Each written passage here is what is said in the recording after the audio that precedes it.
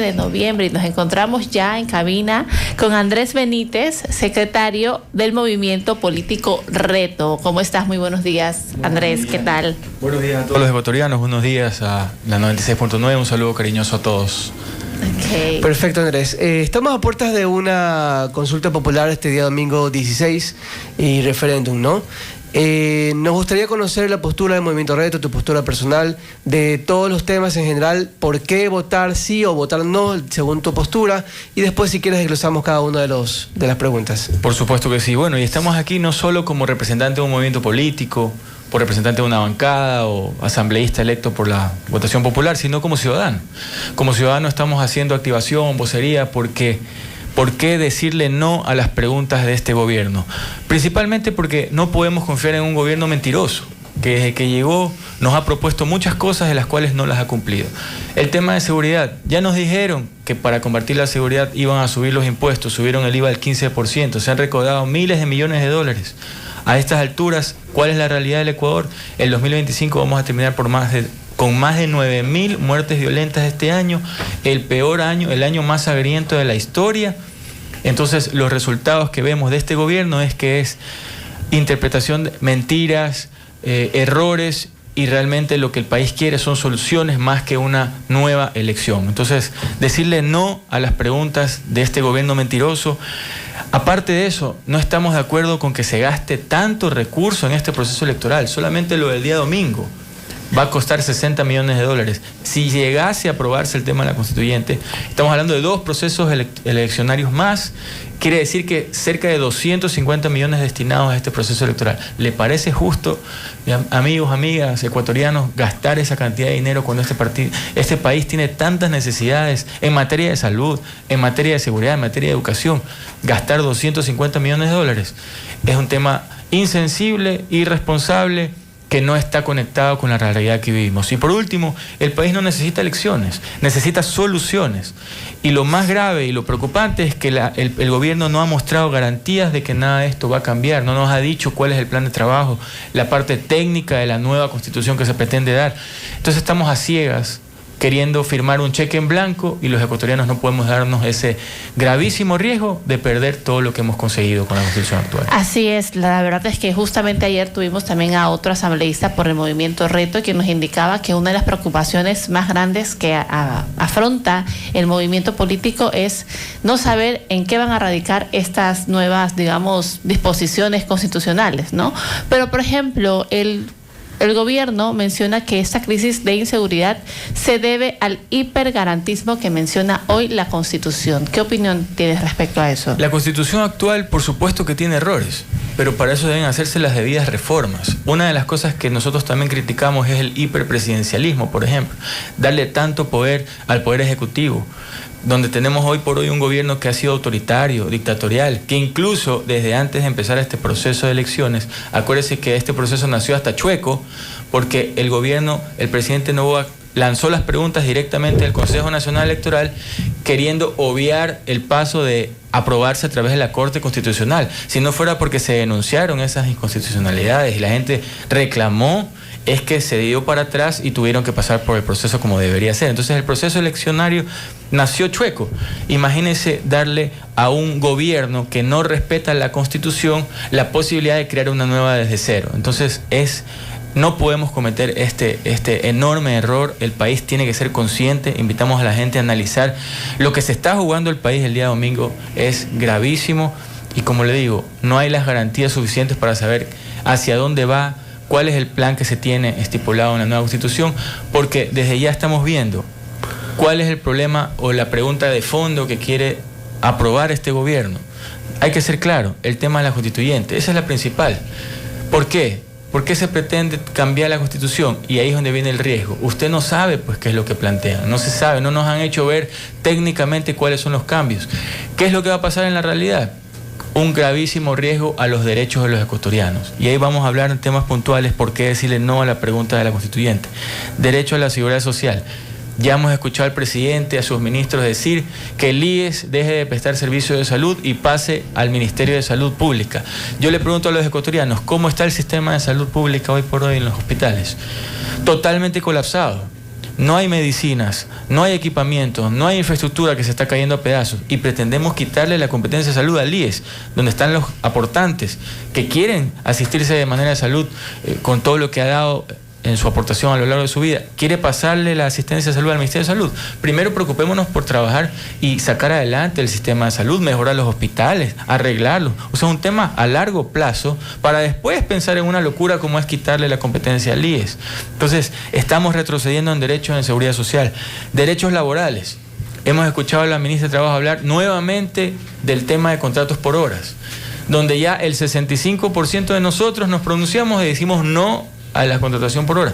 Nuevamente la ministra está tocando el tema, ha hablado del tema de los décimos, quiere decir que van a eliminar los décimos, han hablado del sueldo que tiene el sueldo básico que tiene el país, que no es competitivo comparado a Perú, Colombia. Entonces, ¿qué es lo que nos están queriendo decir entre líneas de este gobierno?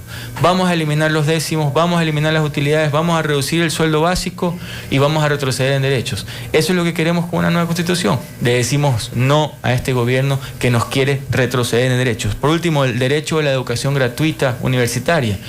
Un vocero de gobierno ya estuvo diciendo que la educación no debe ser gratuita, tiene que ser pagada. Por favor, entonces, ¿qué es lo que estamos queriendo decirle al país? Con tanta crisis económica que vivimos, de inseguridad, de inestabilidad, decirle vamos a retroceder en derechos, sería realmente lamentable que el Ecuador viva una nueva faceta de esta manera. Tocaste tres temas interesantes: seguridad social, el tema laboral y el último me parecerá lo de la educación gratuita. El tema de seguridad social, bueno, en caso de aprobarse la constituyente, se llama una nueva constitución, ¿no crees que sí se debería de una u otra forma a estos temas, sobre todo seguridad social? La educación, yo estoy de acuerdo con el tema de gratuidad, pero en tema de IES, en tema de seguridad social y en tema de médico, tema de salud, en el IES se está volviendo un tema insostenible. A largo plazo se habla de que a lo mejor tú, yo, nosotros que no estamos ya en edad, todavía nos faltan algunos años para jubilarnos, puede que no lleguemos a tener una jubilación decente. Entonces, ¿no crees que sí amerita una reforma justamente de este tema? Lamentablemente lo que tiene que hacer el gobierno es una real fiscalización al sistema de salud. Usted ha visto, por si acaso, denuncias, hemos visto temas públicos donde se han capturado las diferentes mafias que hay en el sistema de salud. No hemos visto absolutamente nada. ¿Hacia dónde voy?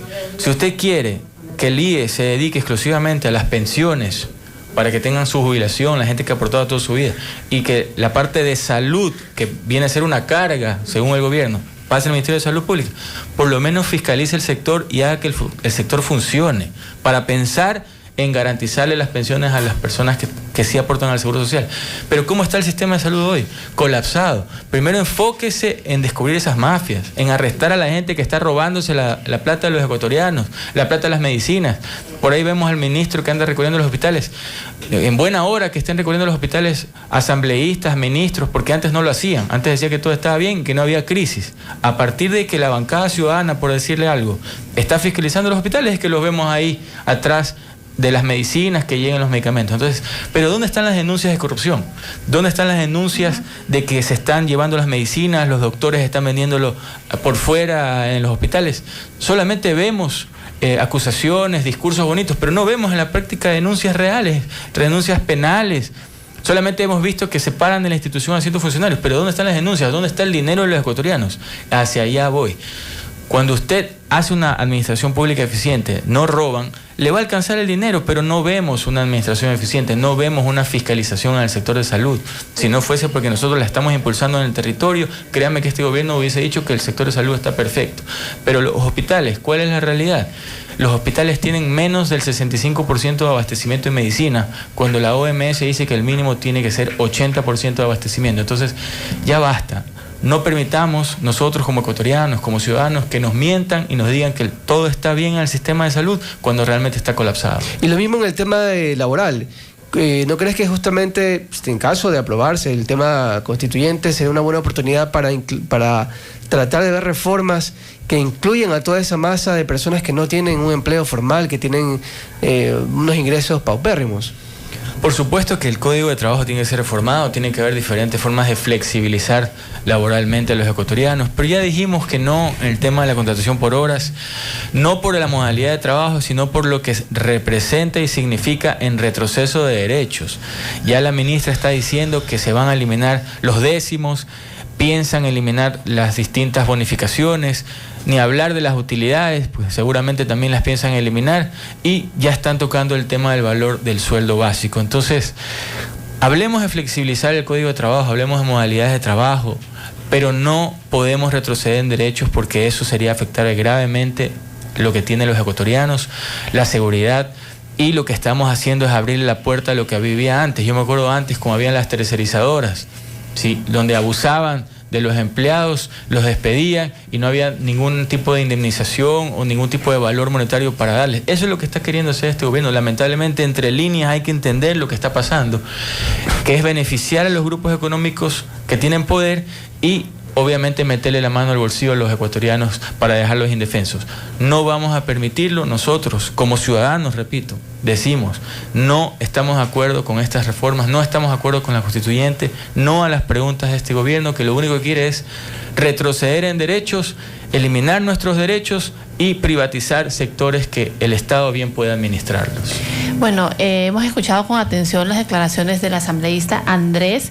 Vemos que existe una posición categórica en cuanto al no en las siguientes elecciones de este domingo. Sin embargo, supongamos que el escenario nos cambie el panorama y gane el sí. ¿Cuáles serían los perfiles por parte de Reto para candidatizarse a la Asamblea Constituyente? ¿Tienen algún perfil estudiado? ¿Quiénes podrán adquirir esas curules? Bueno, nosotros siempre vamos paso a paso, ¿no? Siempre vamos día a día, paso a paso, viendo qué pasa. Esperemos al domingo para ver cómo nos vamos a pronunciar. Lo que sí le digo, que lo que más nos preocupa, y sabemos que la gran mayoría de ecuatorianos tiene esa preocupación, es que este gobierno no ha sido claro con lo que quiere aterrizar o modificar en una nueva constitución. Entonces, lo grave de todo es que el presidente ha sido incapaz de contarnos cuáles son los lineamientos básicos que va a tener su constitución. O sea, es un cheque en blanco. Lo que decíamos hace un rato con otros colegas, es como que usted vaya al médico, el médico sin hacerle diagnóstico, sin revisarle, sin mandarle radiografías, le diga que tiene que operarse. Dice, ¿qué me va a operar? No sé, pero tiene que operarse. Se opera, le remueven los órganos y después le dice de qué lo operó. Más o menos eso es lo que pretende este gobierno con una nueva constitución. Y eso es lo profundamente preocupante, porque no nos ha dicho con claridad cuáles son las medidas de reforma profundas que quiere hacer. Y yo le dejo un tema suelto. Nadie habla de lo que tiene nuestra constitución actual, que es la prohibición de que existan feriados bancarios en el Ecuador. La constitución actual la prohíbe expresamente con el artículo 308, donde se prohíbe la suspensión de actividades en las instituciones financieras. Feriado bancario, lo que ya vivimos en el 99. Yo tengo 41 años. Yo tenía 15 años cuando pasó el feriado bancario y viví a carne propia lo que sucedió. No queremos que repita algo así. No sabemos qué es lo que pretende este gobierno en cuanto a temas de seguridad financiera bancaria. Entonces, vamos a poner en riesgo lo que se pudo construir con la constitución actual, donde se prohíbe el feriado bancario. Lamentablemente hacia allá vamos. Al no tener información, al no tener un voto informado, es darle un poder absoluto al gobierno, un cheque en blanco que nosotros no queremos cruzar.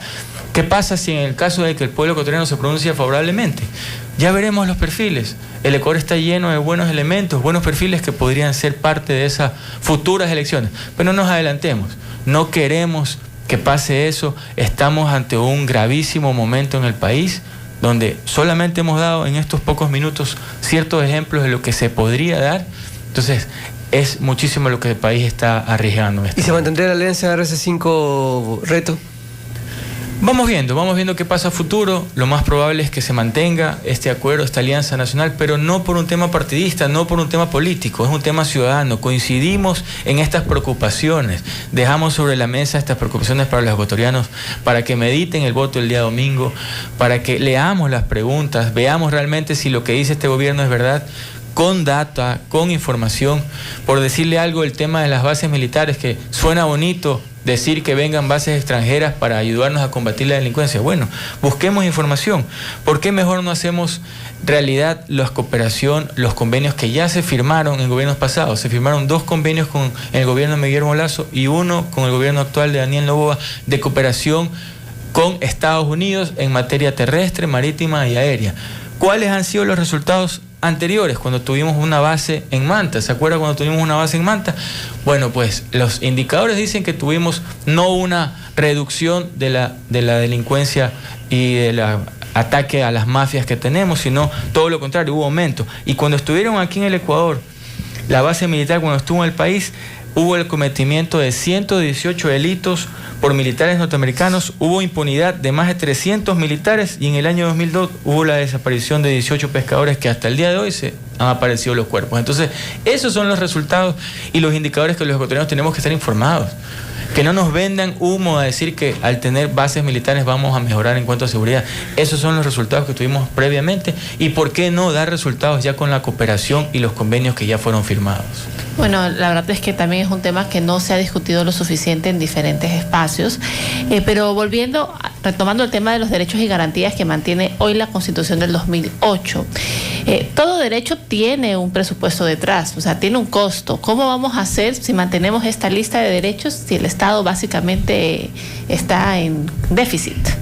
Bueno, pues empecemos por transparentar las cifras de lo que ha recaudado el gobierno. Solamente con el IVA se han recaudado más de 2.000 millones de dólares en los 3 puntos adicionales que nos dijeron que era para seguridad. Transparentemos las cifras, transparentemos lo que el gobierno tiene como ingresos y también transparentemos cuál ha sido el resultado de esta reestructuración del Estado, donde hace poco ya eliminó ministerios, fusionó secretarías, eliminó empresas públicas. ¿Cuáles son esos resultados que ha dado esta reestructuración? Nos habló de que iban a hacer un cambio radical para mejorar la eficiencia.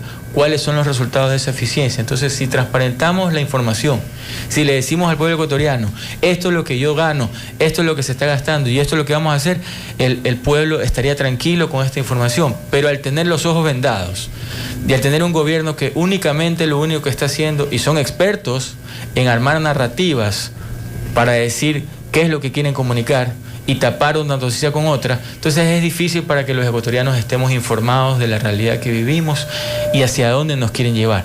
Darle la oportunidad a este gobierno de a borrón y cuenta nueva, arme una nueva constitución, sería una verdadera locura y una preocupación gravísima para nosotros los ecuatorianos. No sabemos qué futuro nos va a esperar con lo que pase. Bueno, y para terminar la entrevista, la pregunta que queda, ¿no? El tema de la eliminación o reducción de asambleístas. ¿Ustedes cómo lo ven eso? ¿Es un tema de perder representatividad o cómo lo analizas? Yo le pongo el ejemplo. Usted tiene una escuela con 50 alumnos vagos y usted dice, vamos a reducir la vagancia, vamos a reducir al 25 estudiantes vagos. Usted redujo a la mitad el aula y tiene 25 vagos. Entonces, no se trata de cantidad, se trata de calidad. ¿Por qué mejor no hacemos reformas al Código de la Democracia y exigimos que hayan mayores procesos de selección de estos asambleístas? ¿Por qué mejor no obligarlos a que cursen horas de entrenamiento y capacitación en materia constitucional, en materia parlamentaria, en materia de política económica?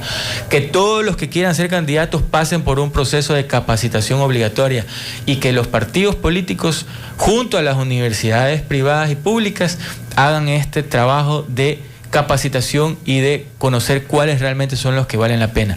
Los estudiantes o los que quieran ser candidatos que no pasen esas pruebas no pueden ser candidatos. No podemos exigir que tengan título de tercer nivel porque estaríamos afectando sus derechos humanos en derechos internacionales, pero sí podemos exigir que se capaciten, que tengan horas de capacitación, que pasen las pruebas y que el ciudadano sea veedor a través de la universidad pública, universidad privada y el CNE de que vayan los que realmente tengan que ir. Entonces, no se trata de cantidad, se trata de calidad, no se trata de quitarle la oportunidad a las provincias más sensibles, por ejemplo de la Amazonía, que han luchado por años en tener varios representantes y hoy volver a retroceder a un asambleísta por provincia cuando estaríamos quitando la oportunidad a líderes comunitarios, a líderes sociales, a líderes sectoriales para que vayan en representación de sus comunidades. Sería realmente un atropello, un retroceso a la posibilidad de tener verdaderos representantes del pueblo si que eliminamos asambleístas y también eliminar los fondos del Estado, que es gravísima la posibilidad de que quitarle el fondo del Estado a los partidos políticos, porque ¿quién estaría financiando a los futuros políticos? Los grupos empresariales de poder económicos privados. Quiere decir que si financian campañas, grupos privados, una vez que llegan al poder van a tener que retribuirles y devolverles lo que gastaron los privados. Entonces, comprendamos la gravedad del tema. Suena bonito en discurso, pero la realidad es muy grave y profunda y amerita analizarlo con mucha profundidad y responsabilidad. Claro, y precisamente sobre el presupuesto para los partidos políticos, el argumento que usa el oficialismo es precisamente eso, para evitar que, digamos, grupos de distintas partes inviertan sus fondos en estas campañas que suelen ser muy costosas y a su vez evitar el compromiso. Pero lo que dice Andrés también es bastante cierto, no sería al revés, ¿no? Si eliminamos en cambio el subsidio público, sí estaríamos abriendo la puerta a esa posibilidad. Así es. Usted se debería a las mafias privadas que financian su campaña y una vez llega al poder tiene que compensarla y devolverla, y aparte de eso estaríamos quitándole la posibilidad a líderes comunitarios, sectoriales, de que tengan un representante, porque al no tener recursos no podrían ser Pero, candidatos. por ejemplo, para, digamos, tener una campaña equitativa en cuestión de económicos, sin tener la necesidad de recurrir al Estado, que está totalmente quebrado, ¿qué reformas se podrían hacer al respecto? Se pueden hacer muchas reformas al Código de la Democracia y no tendríamos que esperar todo este proceso que va a tomar 2 años, porque una vez que se cambie la Constitución y todo lo que se quiera hacer, si es que esto llega a pasar, lo puede hacer inmediatamente a través de reformas del Código de la Democracia. Se puede ver alternativas de cómo deben autofinanciarse los partidos de manera social, de manera interna, de manera con procesos internos, pero lo que tiene que hacer de fondo es promover reformas al Código de la Democracia, que existan verdaderos procesos de democracia interna, por ejemplo, que sean transparentes, que sean reales, que no es que vayan a convenciones armadas y salgan los candidatos así de la noche a la mañana, no, que realmente exista una verdadera proceso de democracia interna real en las organizaciones políticas, donde haya transparencia, ver la manera como se pueden autofinanciar, pero todo de manera transparente, organizada, y que la gente lo conozca en la realidad. Lo que ha faltado aquí, queridos ecuatorianos que nos ven, que nos escuchan, es una verdadera fiscalización y transparencia dentro del órgano electoral. Ahí es donde ha fallado la transparencia en ver qué es lo que están haciendo las organizaciones políticas, dónde mejorar, cómo se tienen que llevar a cabo las capacitaciones, los procesos democráticos reales y la transparencia en la utilización de los fondos. El problema no es lo que ya está estipulado en nuestra norma, sino cómo se ha llevado a cabo la gestión pública para poder controlar y administrarlo de esta manera. Muchísimas gracias, agradecemos al asambleísta Andrés Benítez, secretario también del movimiento político Reto. Esperamos que se vuelva a repetir esa entrevista luego de las elecciones para ver qué nos deparará y cuáles serían los posibles candidatos de ganar el sí en la pregunta de la Asamblea Constituyente. Con esto nos despedimos.